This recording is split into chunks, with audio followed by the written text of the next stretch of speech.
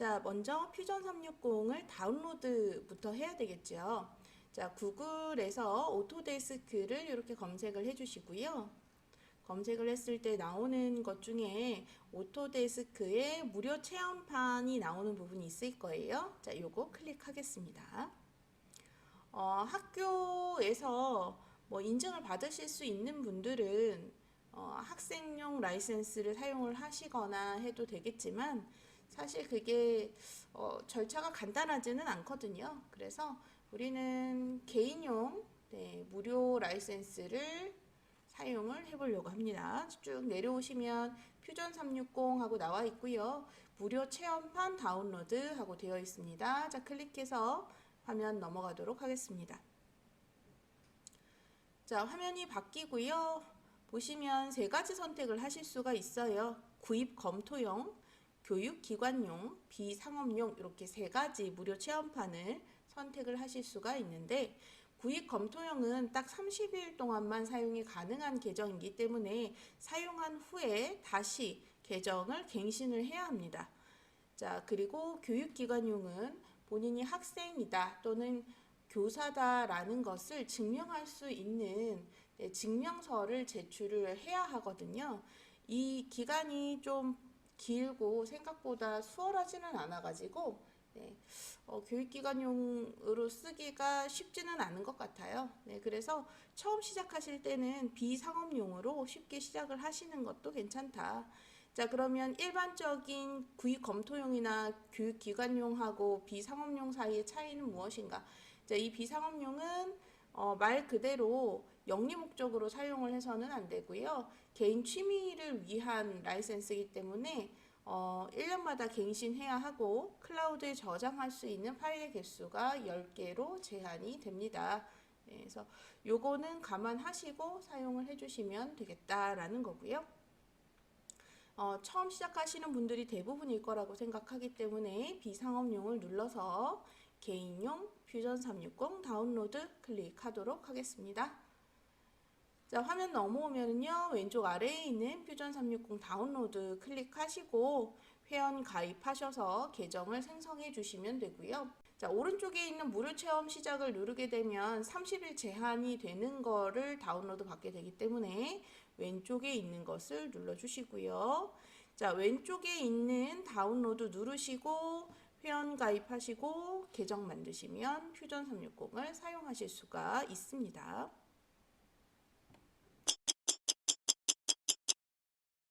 퓨전 360을 실행을 했습니다. 실행을 하고 나면 화면처럼 창이 뜨겠죠. 한글판으로 사용을 하실 분들은 한글판으로 사용을 해주시고 혹시 영문판이 편하신 분들은 오른쪽 위에 아이콘을 누르셔서 기본 설정으로 가시면 해당 버전을 사용자 언어 설정에서 영문판으로 바꾸실 수가 있습니다. 하지만 이제 퓨전 360을 처음 사용하신다 하시는 분들은 굳이 영문판으로 바꿀 이유는 없겠죠. 다른 프로그램 사용하시다가 넘어오시는 분들은 용어나 이런 것들 때문에 영문판이 더 편하실 수도 있겠지만 그렇지 않다고 하면 이 상태 그대로 사용을 하셔도 좋겠습니다. 인터페이스에 대해서 우리가 전반적으로 한번 알아보고 기초적인 기능 실습을 해보도록 하겠습니다. 자, 화면 왼쪽 위에 보시면 자, 이렇게 데이터 패널 표시, 파일, 저장 등의 메뉴가 보이는데요.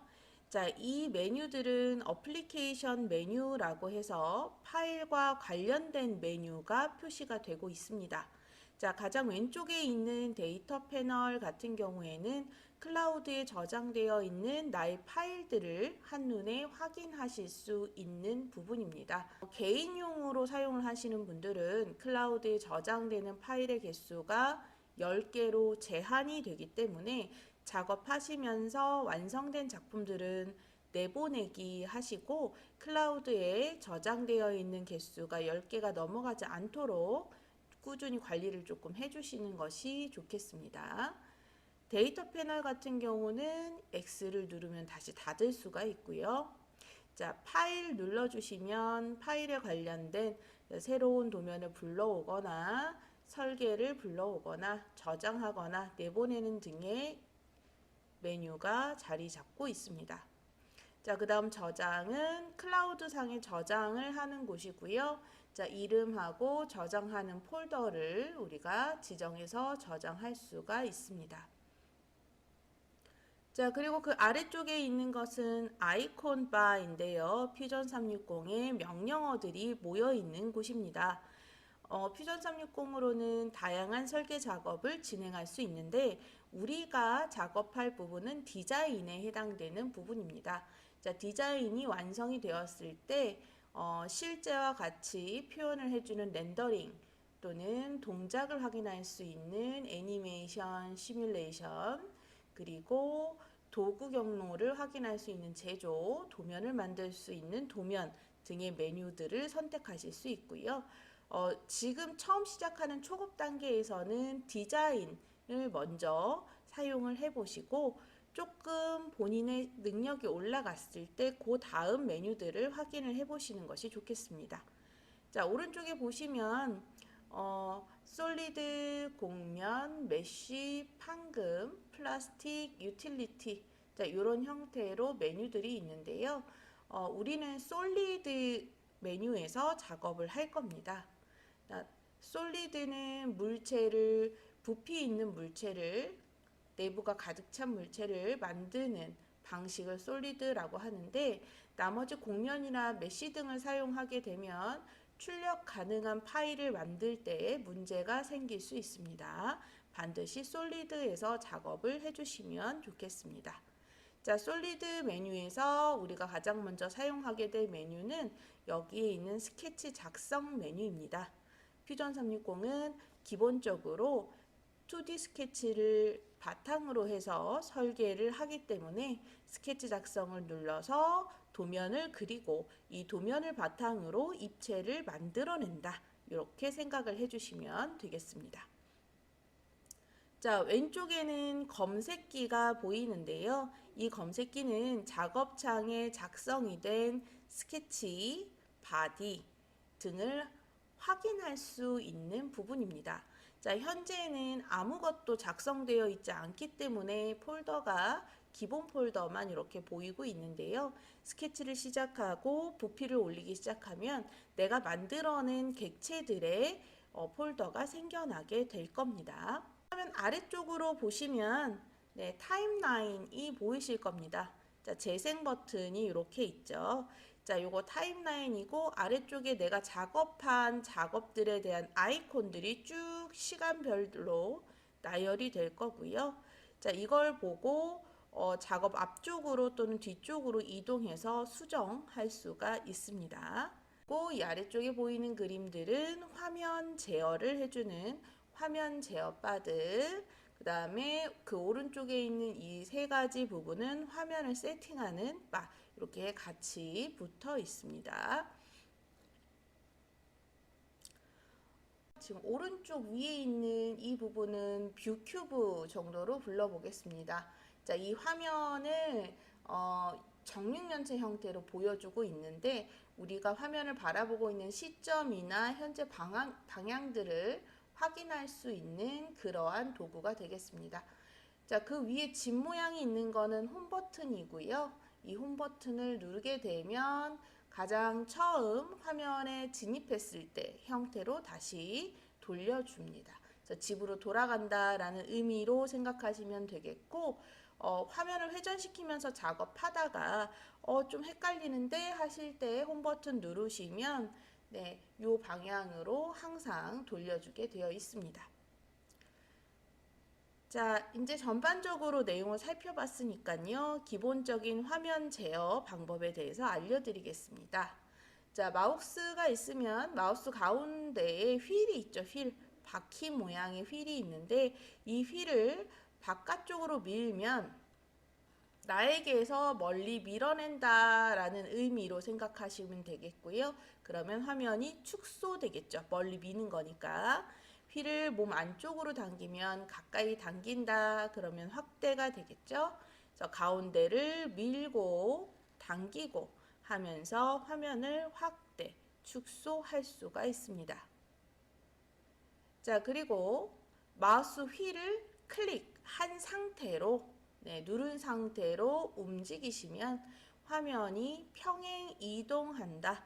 자, 이것을 시점 이동이라고 이야기를 하는데, 자, 회전하지 않고 화면이 평행 이동한다. 이렇게 받아들이시면 되겠고요. 이때 Shift를 누른 상태에서 가운데 휠 버튼을 누르고 드래그 하시면 화면이 회전하게 됩니다. 화면이 이렇게 회전하게 되고요.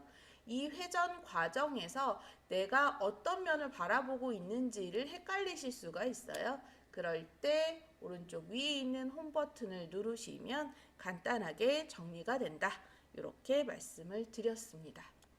자, 이렇게 제가 화면을 회전을 시킬 때 뷰 큐브가 같이 움직이고 있죠.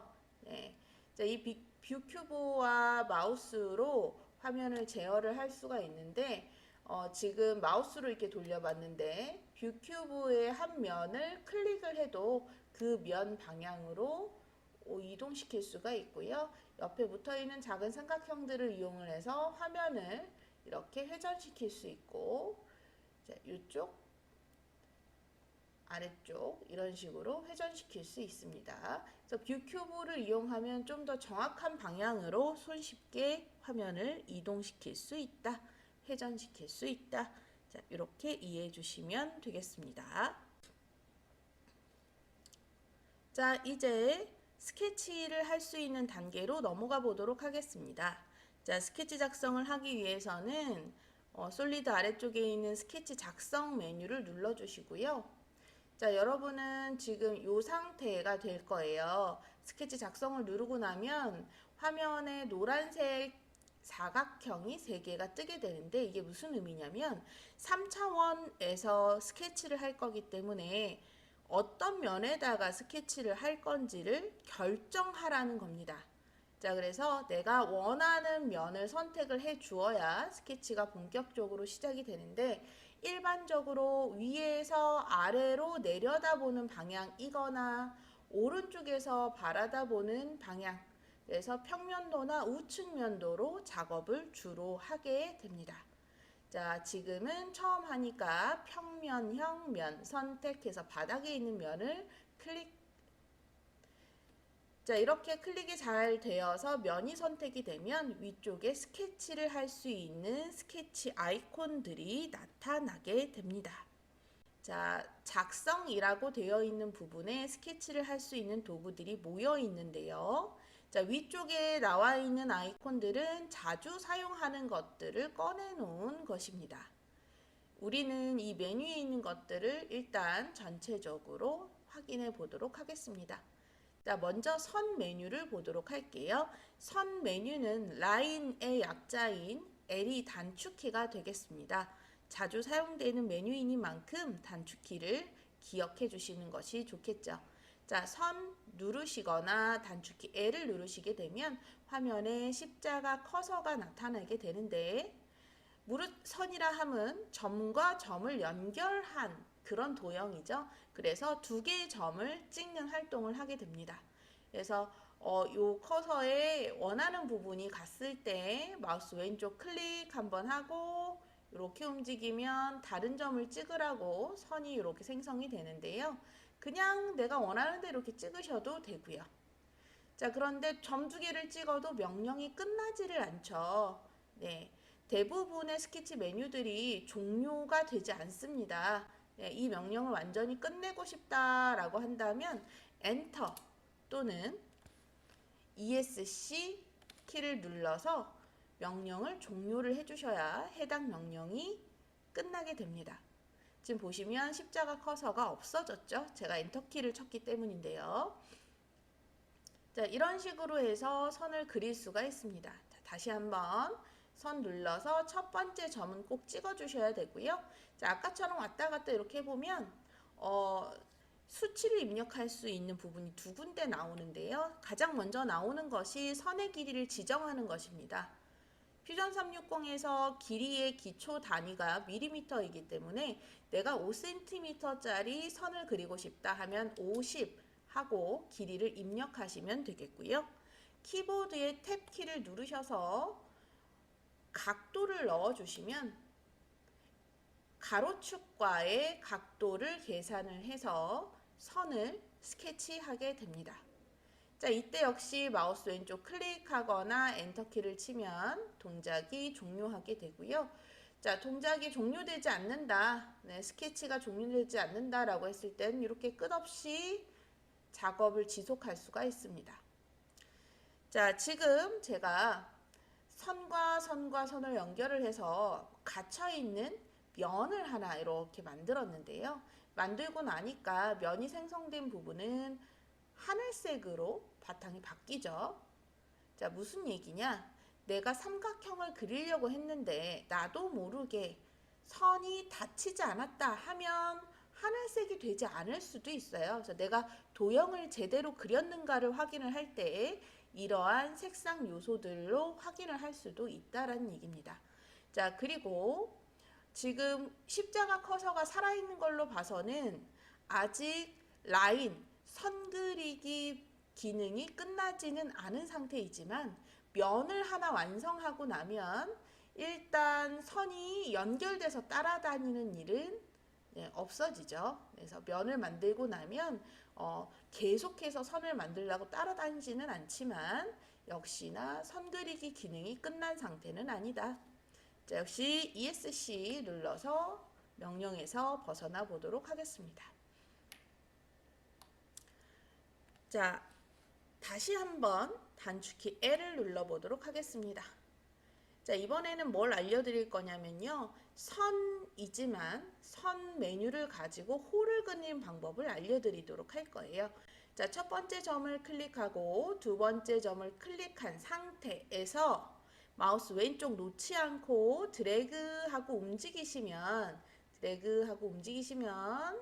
자, 점이 끝나는 지점에서 호를 그리실 수가 있습니다.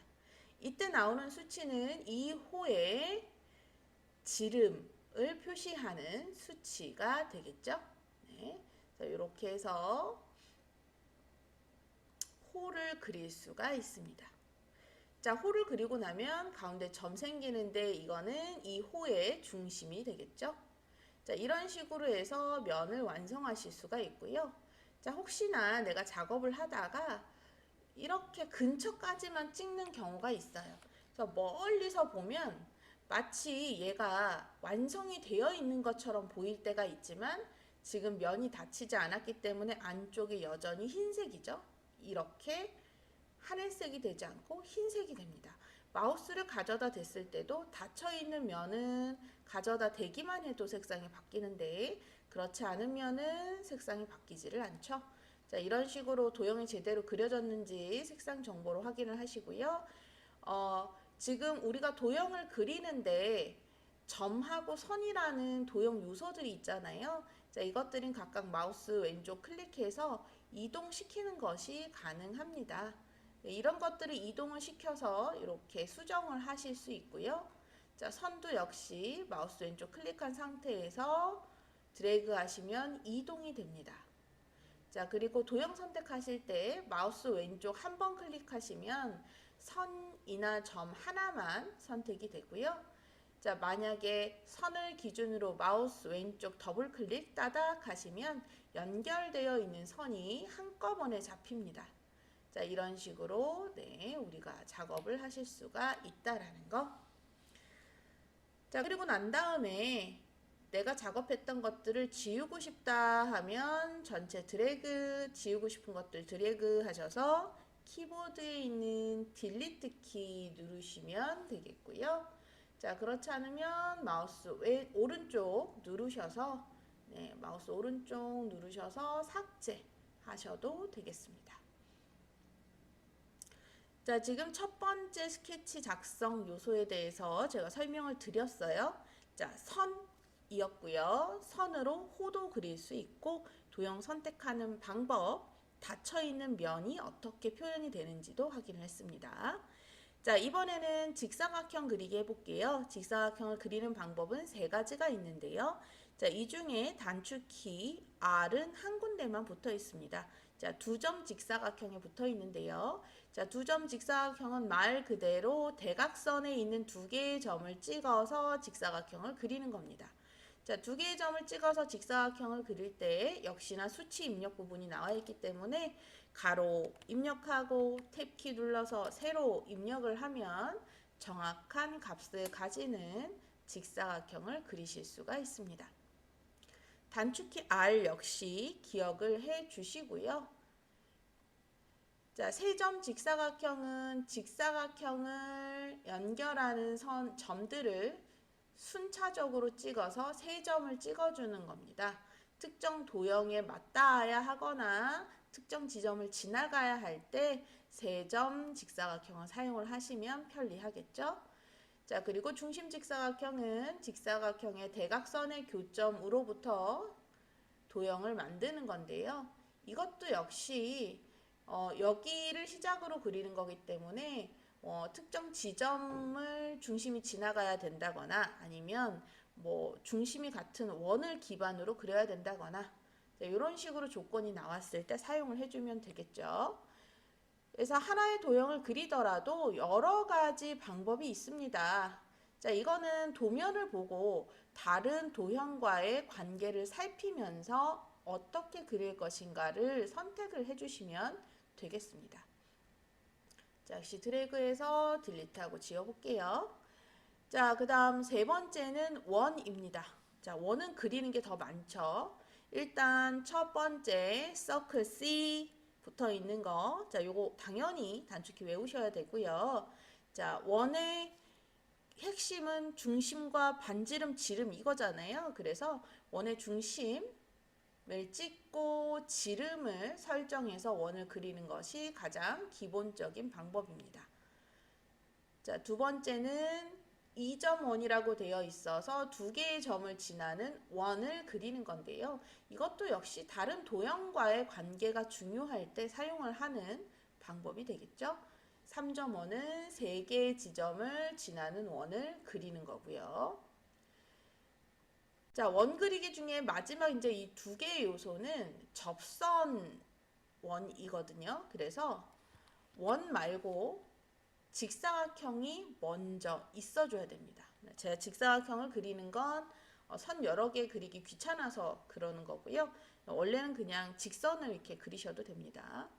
자, 이렇게 직선 요소가 있을 때 원을 그릴 거예요. 그런데 두 개의 선에 접해야 된다라고 하면 두 개의 선을 이렇게 선택을 하시고 접하는 원이 그려지죠. 이 원의 크기는 내가 알아서 정하면 됩니다. 그래서 두 개의 선에 접하는 원은 크기가 이렇게 달라질 수 있기 때문에 문제에 나와 있는 조건에 맞춰서 크기 설정을 해주시면 되고요.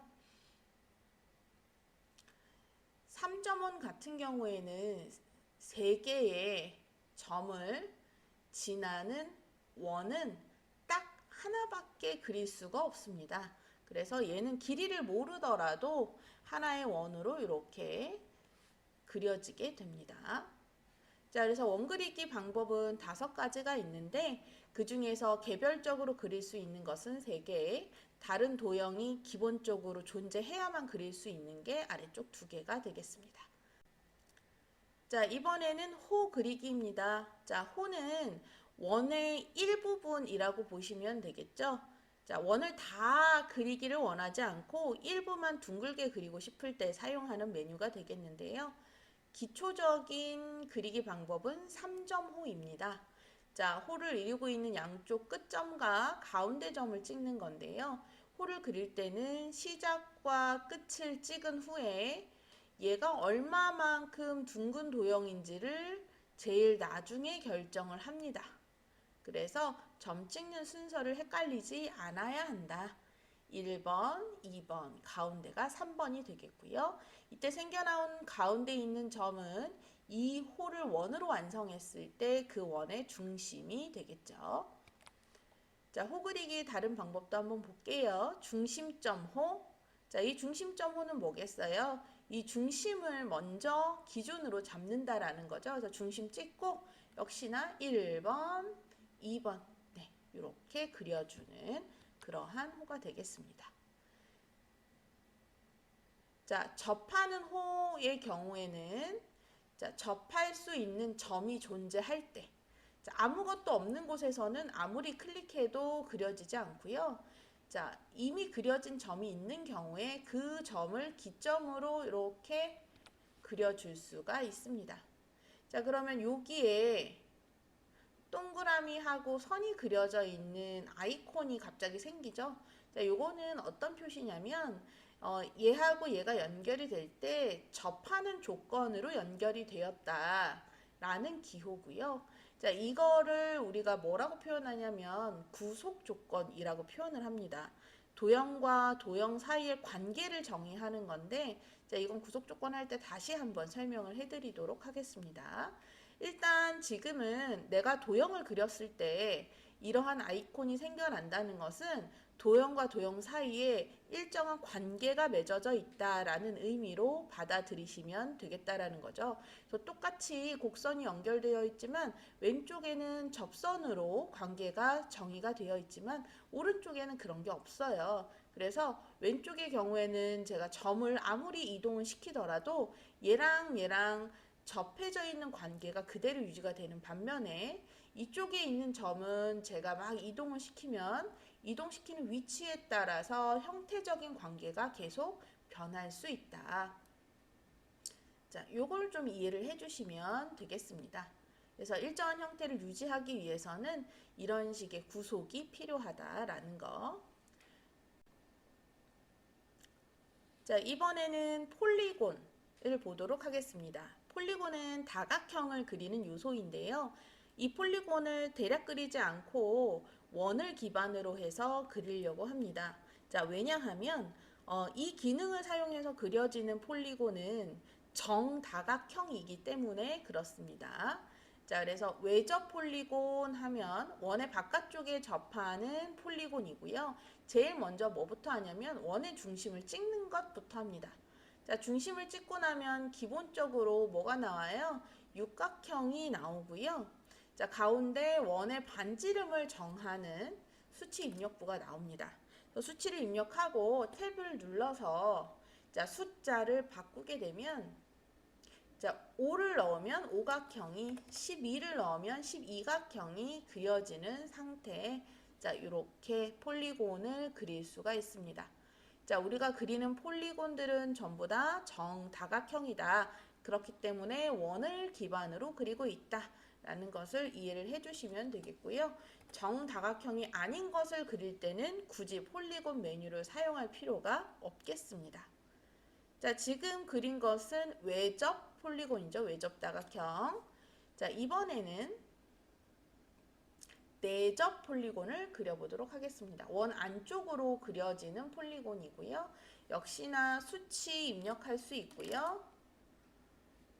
탭키 눌러서 8을 넣으면 팔각형이 그려지게 되겠습니다. 자, 화면 축소하기 위해서 휠을 바깥쪽으로 살짝 밀어볼게요. 자, 이런 식으로 정다각형을 그리고자 할 때 폴리곤 메뉴를 사용을 해주시면 되고요. 자, 얘는 원을 기반으로 그리는 것이기 때문에 원의 중심에서 그려지는 정다각형이 필요하다 할 때만 사용하는 메뉴가 되겠고요. 사실 기능사 문제에서는 많이 사용하는 기능은 아니기는 합니다. 하지만 패턴이 있는 부품을 만들고 싶다라고 할 때는 네, 굉장히 유용한 그러한 기능이기도 하겠죠. 자, 세 번째 모서리 폴리곤 하겠습니다. 모서리 폴리곤은 말 그대로 모서리를 기반으로 폴리곤을 그리는 것인데요. 내가 도형을 그리고 싶은 곳을 한번 선을 이렇게 그리게 되면 이 선을 기반으로 해서 그려질 수 있는 방향, 네, 마우스 이렇게 왔다 갔다 하면 이쪽에다 그릴래, 이쪽에다 그릴래 하고 나오죠. 자, 그 방향에 스케치를 바로 해주는 거고요. 자, 수치를 입력하는 부분에 숫자를 넣으면 몇 각형을 그릴 건지를 설정하게 됩니다. 자, 이 방식은 원에 기반하지 않는 방식이 되겠죠. 그래서 특정한 점을 지나가고 있는 정다각형을 그리고자 할 때 사용해 주시면 되겠습니다.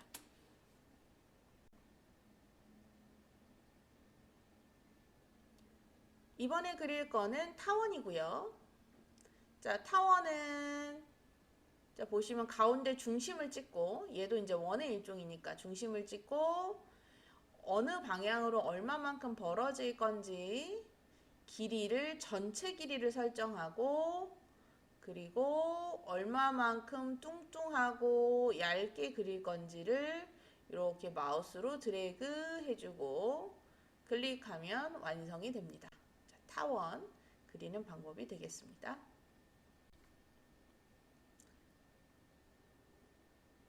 슬롯은요, 중심대 중심 슬롯부터 중심점 호 슬롯까지 총 5가지의 슬롯 그리기가 있는데요. 기능사 시험이 구동이 가능한 부품을 만드는 실기 시험이기 때문에 슬롯 메뉴가 생각보다 자주 나오게 됩니다. 자, 그래서 이건 5가지 다 잘 알아두시는 게 좋을 것 같아요. 자, 먼저 중심대 중심 슬롯. 자, 슬롯이 양쪽이 반원으로 이렇게 마무리가 되어 있는 도형이고 안쪽이 일정한 두께를 유지할 수 있도록 만들어주는 도형인데 그 중에 가장 기초적인 형태가 가운데가 직사각 형태로 이렇게 만들어지는 슬롯입니다.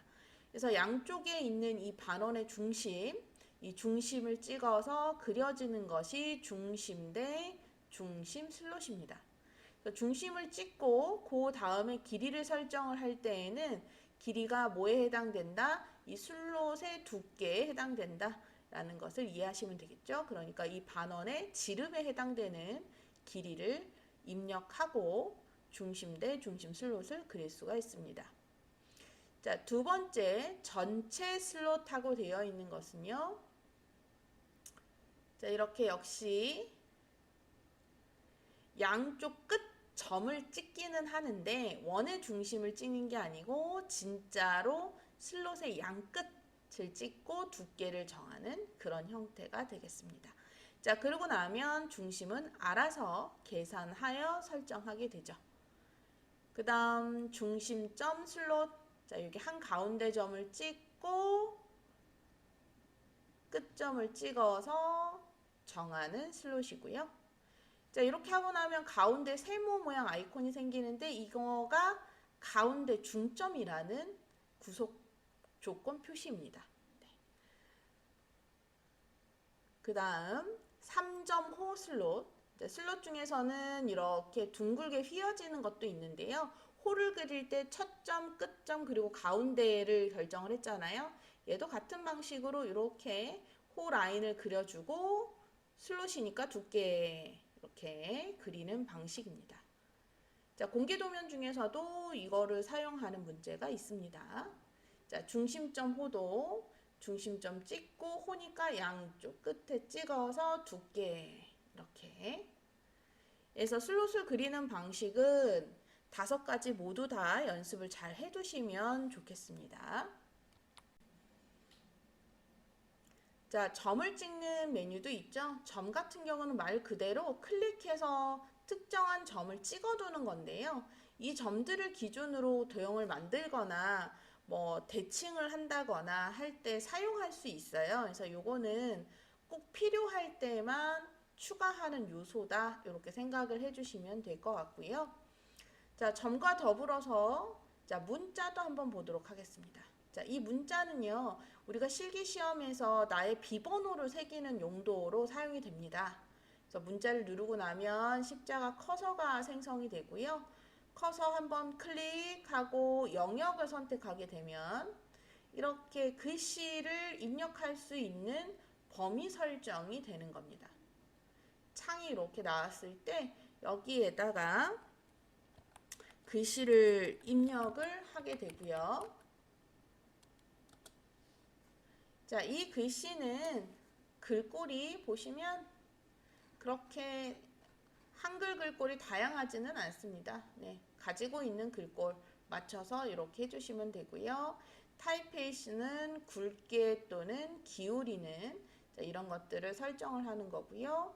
높이는 글씨의 크기. 네, 엔터 치면 이렇게 창이 없어지죠. 다시 더블 클릭 따닥 하면 창이 나타납니다. 그래서 높이에다가 숫자를 크게 늘리면 글씨의 크기가 이렇게 바뀌고요. 자, 문자 사이의 간격도 조절할 수 있고요.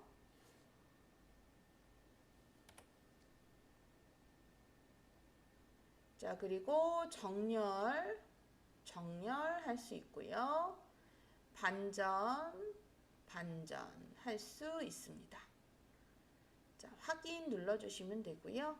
자, 새겨진 글자는 이렇게 마우스 왼쪽 누른 상태로 드래그하면 위치 바꿀 수 있고요. 자, 더블 클릭 따닥 하면 이렇게 편집 창이 나오게 됩니다. 자, 그리고 한 번, 두 번 클릭했을 때 이렇게 나오는 이 회전 핸들은 잡고 이렇게 돌리시면 되고요. 네, 회전도 시킬 수 있다. 네, 라는 거. 모든 도형이 다 그렇듯이 이 텍스트 역시 마우스 오른쪽 누르면 이동 복사가 가능합니다. 그래서 무엇을 이동을 할지 어떤 방향으로 이동을 할지 설정을 하면 네, 정확한 방향으로 이동 복사할 수 있도록 네, 프로그램에서 지원을 하고 있습니다. 자, 이제 기본적인 스케치 메뉴는 모두 살펴봤고요. 자, 빼먹은 게 있기는 한데 이거는 일단 기능사에서는 거의 사용하지 않는 메뉴이기 때문에 네, 일단 스킵했습니다. 자, 요건 넘어갔고요. 자, 밑에 있는 미러, 원형 패턴, 직사각형 패턴은 내가 특정한 도형을 그리고 나서 그걸 기반으로 좀 쉽게 그리는 방식이라고 생각하시면 되겠는데 예를 들어 이런 거예요. 자, 화면을 좀 이동시키고요. 이제 직사각형을 이렇게 하나 그렸는데요. 네, 직사각형을 하나, 둘 이런 식으로 그렸어요. 자, 그런데 이쪽 네 개의 면에다가 네 개의 부분에다가 얘를 똑같이 대칭해서 만약에 그리고 싶다. 자, 이랬을 때 뭘 사용하냐면 미러라는 것을 사용을 하게 됩니다. 자, 미러를 사용을 할 때는요, 무엇을 미러링 할 건지 객체를 선택하라고 나와요. 자, 그래서 드래그를 하거나 클릭을 해서 선택을 하시면 되는데, 보시면 객체가 총 16개 선택되었다 이렇게 나오죠. 사각형은 2개만 그렸지만 사각형 안에 있는 도형 요소가 총 16개라는 뜻이에요. 점과 선들을 다 합쳐서 나오는 거겠죠. 자, 그리고 미러 선을 선택하라고 되어 있는데 지금 보시면 저희가 가운데 선을 그리지를 않았어요. 네, 선을 그리지 않았기 때문에 아무리 클릭을 해도 선택이 되지가 않지요. 자, 이랬을 때 왼쪽에 이렇게 보시면 네, 우리가 X축, Y축, Z축을 눈에 보일 수 있게끔 설정하는 부분들이 있어요. 자, 이 원점 키를 이렇게 눈을 뜨게 되면 기준 선들이 나오게 되거든요. 이랬을 때는 이 선을 기준으로 미러링을 할 수가 있습니다. 그래서 굳이 대칭선을 내가 그리지 않더라도 이 원점을 보이게끔 켜서 이걸 중심으로 해서 그려달라 하면 그리실 수가 있다라는 거. 자, 나머지 축들도 이렇게 다 그리게 되면 네, 면은 안 보는 게 낫겠죠? 면은 헷갈리니까 면은 안 보는 게 낫고 네, 축들을 다 이렇게 선택을 하게 되면 원점하고 가로축, 세로축 전부 다 선택을 할 수가 있습니다. 자, 지금 미러선을 하나만 선택을 했는데요. 이렇게 이쪽을 선택을 하면 아래쪽으로, 이쪽을 선택하면 오른쪽으로 네, 그려지게 되겠죠. 확인. 자, 미러링 한 번 더 해볼까요? 이렇게 선택을 해서 미러를 해도 됩니다. 자, 그리고 미러 선을 가운데 있는 걸로 이렇게 선택을 하면 짠 하고 이렇게 한 번에 4개를 그릴 수가 있는데 이 미러링을 해서 그림을 그렸을 때는 어떤 장점이 있냐면 원본을 변형시켰을 때 나머지가 동시에 함께 바뀐다라는 거예요. 그래서 대칭되어 있는 도형이 항상 일정한 형태를 유지해야 한다. 그래서 수정을 할 때 4가지를 같이 해야 된다. 여러 부분을 한꺼번에 수정을 해야 되는 경우 미러로 스케치를 했을 때 매우 편리한 부분이 있겠죠. 이렇게 미러로 작업을 하시면 한 번에 수정할 수 있다. 자, 지울 때는 따로따로 지울 수가 있습니다. 따로따로 지울 수가 있다. 자, 그리고 이 원점 같은 경우는 평소에는 이렇게 안 보이게 해두셔도 되겠습니다. 네, 평소에는 안 보이게 해두셔도 되고요. 지금 이제 여기는 얘를 대칭으로 사용을 했기 때문에 보라색으로 이렇게 표현이 되어 있는데 이 선도 역시 지우셔도 되겠습니다. 자, 이번에는 원형 패턴을 한번 사용을 해보도록 하겠습니다. 자, 원형 패턴은요, 말 그대로 어떤 도형이 있을 때 이 도형을 원형으로 이렇게 반복 구성해주는 그러한 스케치 방법이 되겠습니다. 그래서 사각형을 하나 그려놓고 원형 패턴을 선택을 하게 되면 무엇을 패턴으로 돌릴 것인지 선택하라고 해요. 자, 도형 더블 클릭해서 전체 다 선택되도록 해주시고 중심점은 이 원점을 선택을 해보도록 하겠습니다. 자, 이때 수량은 기본으로 3이 잡혀 있죠. 자, 그러니까 알아서 3개를 이렇게 그려주고 있고요. 자, 분산해서 전체 설정이 되어 있기 때문에 360도를 기준으로 했을 때 3개를 그리고 있습니다. 자, 개수를 늘리면 360도 기준으로 해서 알아서 각도와 회전 방향을 결정하고 그림을 그리게 되겠죠. 자, 만약에 전체가 아니고 부분으로 제가 설정하게 되면 몇 도 범위 안에서 이만큼 그릴 건지 각도 설정을 직접 할 수가 있게 됩니다. 자, 대부분은 전체로 해서 회전을 시키는 경우가 많기 때문에 이렇게 작업을 많이 하실 거고요. 그 다음 대칭인 경우는 한 방향으로 그리지 않고 한 점을 기준으로 해서 좌우 대칭이 되게끔 그림을 그려주는 겁니다. 이때 각도도 필요하겠죠. 대칭으로 그리려면 각도가 필요합니다. 그래서 원본 그림이 중심이 돼서 좌우로 그리고자 할 때 대칭을 사용해 주시면 되겠고요. 자, 대칭으로 그릴 때랑 그냥 그릴 때랑 차이점을 보겠습니다. 자, 그냥 부분으로 그릴 때는 원본 도형이 시작점이 되고요. 대칭으로 그릴 때는 원본 도형이 중심에 들어가게 되겠죠. 전체를 하면 360도를 다 돌리게 되겠고요. 이때 억제라는 부분은 체크를 하면 생겨난 도형 가운데 일부를 체크 해제해서 지울 수가 있습니다. 그래서 각도 계산은 16개를 그리는 걸로 계산을 하되 일부를 좀 비우고 싶다 할 때 전체 다 그려두고 체크 해제 해주시면 되겠다라는 거죠. 그래서 확인 누르시면 이렇게 내가 필요한 부분만 그림이 그려진다. 자, 마지막 직사각형 패턴 한번 그려보도록 할게요. 자, 이번에는 원을 그리고 시작해 볼까요? 원을 이렇게 그리고 이 원을 직사각형 형태로 패턴을 한번 만들어 볼게요. 자, 객체를 선택을 하면 화살표 2개가 나오는데요. 이 화살표 2개는 패턴을 그리는 방향을 나타내는 겁니다. 그래서 마우스 왼쪽 눌러서 오른쪽으로 이렇게 당겨주면 먼저 그 방향으로 반복되는 도형들을 그려주는데요. 보면 개수를 내가 이렇게 설정을 할 수가 있습니다. 그리고 이 250이라는 값은 이 원의 중심과 이 원의 중심 사이의 거리를 나타내고 있는 거예요. 자, 그 다음에 가로에다가 내가 하나, 둘, 셋, 넷, 다섯, 6개를 그리겠다. 자, 세로도 그리고 싶다 하면 세로 방향 화살표로 이렇게 당겨주시면 되고요. 역시 중심과 중심 사이의 거리 설정하실 수 있고 패턴의 개수를 정할 수가 있습니다. 자, 이런 식으로 그릴 수가 있겠죠. 자, 직사각형 패턴의 경우는 이렇게 화살표 아이콘을 그냥 사용을 하시면 될 것 같고요. 네. 그리고 방향이나 이런 것들을 사용을 하시면 그려지는 형태를 좀 바꿔볼 수 있을 것 같아요. 그래서 지금 범위로 되어 있는데 이 범위는 시작점과 끝점 사이를 기준으로 그리겠다라는 거고 간격은 도형과 도형 사이의 간격을 기준으로 그리겠다라는 겁니다.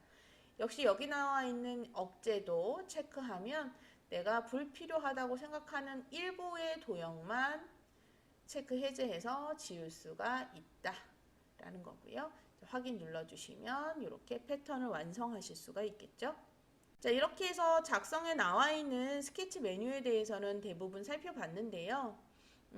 선, 직사각형, 원호, 슬롯. 자, 여기가 가장 많이 사용이 되는 기능들이고요. 그리고 비번호를 새기기 위해서 문자는 매 도면마다 꼭 필요한 요소가 되겠고요. 미러, 이것이 적용된 도면이 있습니다. 자, 패턴의 경우에는 기능사 시험에서는 잘 사용되지는 않습니다. 자, 그리고 아래쪽에 있는 투영 포함 메뉴는 전체적으로 보지 않고 도면을 그리기 시작하면 필요한 부분만 설명을 해드리도록 하겠습니다. 자, 그리고 스케치 치수는 내가 만들어 놓은 도형에 치수를 지정하고 싶을 때 사용을 하는 건데, 여기 보시면 D하고 단축키 있죠? 당연히 외우셔야 됩니다. 자, 언제 쓰는 거냐면 이런 거예요. 직사각형을 그렸는데 제가 대충 그리는 거죠. 대충 그렸는데 그리고 나니까 이제 정확하게 수치를 넣고 싶은 거죠. 이랬을 때 스케치 치수를 클릭하시거나, 자, 요게 이 위쪽에도 나와 있죠. 자주 쓰는 거기 때문에 그렇습니다. 또는 단축키 D를 누르게 되시면 특정한 선을 선택해서 수치를 입력할 수 있고,